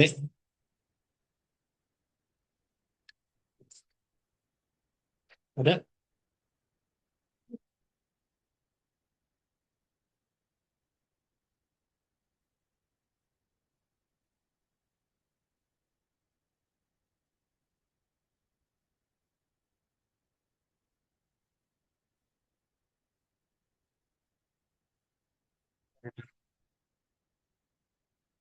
Nggak ada yang nanyain? Atau masih bingung mau nanya apa? Nggak apa-apa nanti. Selanjutnya sambil dibaca-baca sama modulnya juga. Jadi jangan jangan sebagian-sebagian. Kalau perlu coba cari undang-undang yang lain dibaca juga dibandingkan juga. Pertama lihat dulu Undang-Undang Nomor 7 tahun 2021. Begitu ketemu ada perubahannya apa, nanti lihat di undang-undang yang lain sebelumnya seperti apa. Kemudian untuk mungkin ada perlakuan-perlakuan khusus untuk orang pribadi. Tadi seperti OPPT, orang pribadi pengusaha tertentu, itu kenapa seperti itu penghitungannya, kenapa harus 0,75 nanti baca di peraturannya ada. Ada di undang-undang, ada di peraturan. Kemudian eh, paling sisanya sih hanya laporan. Laporan itu berarti PTKP untuk penghitungan pajaknya. Kemudian apa lagi ya? Harta udah, kewajiban udah. Sisanya paling simulasi aja, coba-coba aja. Sini pasti kalau misalnya mau cari apa download simulasi untuk pengisian SPT itu pasti ada, bisa dicari. Nanti untuk yang 1770, 1770S, 1770SS itu dicoba-coba aja. Kalau mau nyobain yang Cortex, nah ini yang belum ada ini. Harus akun masing-masing. Baik, sampai sini ada yang mau ditanyakan? Oh ya, saya belum absen lagi tadi yang belum ini belum tersebut. Yang online sama offline saya absen lagi yang belum ada namanya ya. Di sini Mbak Dila Hoirunisa ada? Hadir, Pak. Ah, ada. Kemudian Kamal Abdul Aziz ada. Marsya Razita ada. Muhammad Firman Al Kausan, Muhammad Jundi ada. Kemudian Najwa Refatu ada. Yang online Nivea Hadir, Pak. hadir. Hadir. Kemudian online juga Salaisa Kansa Ya, Pak. Hadir. hadir. Kemudian Tarik Aulia Al Hakim Ya. Yusuf Naufal. Yusuf Naufal yang online ada?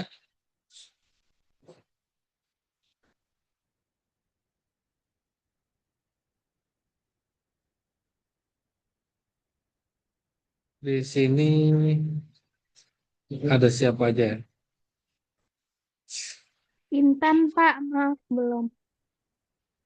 Oh, ada ya, cuman lagi nggak di ini kali ya. Tadi atas nama siapa nih Mbak Siti Azkia ini izin ya? Sakit ya? Oh iya. Siapa? Siapa namanya? Udah, Saya udah nama tadi. atas nama Intan, Pak. Intan, Intan juga udah. Udah. Tadi yang ini kan tadi saya absen yang pagi dulu, yang pagi belum ke absen baru sore ini. Di sini sih udah. Di sini yang tidak ada hanya Siti Azkia Maharani.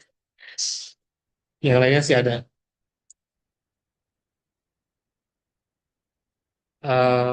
Baik kalau misalnya tidak ada pertanyaan, eh,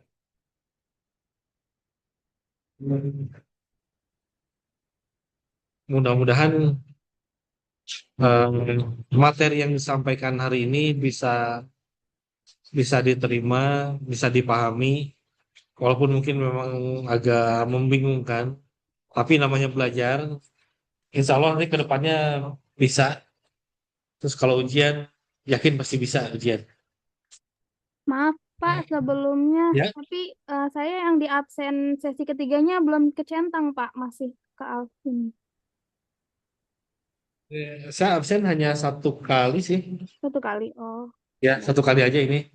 Dari pagi tadi yang sudah di absen, kemudian yang sore ini yang tadi pagi belum ke absen. Udah sih semua udah ada di sini.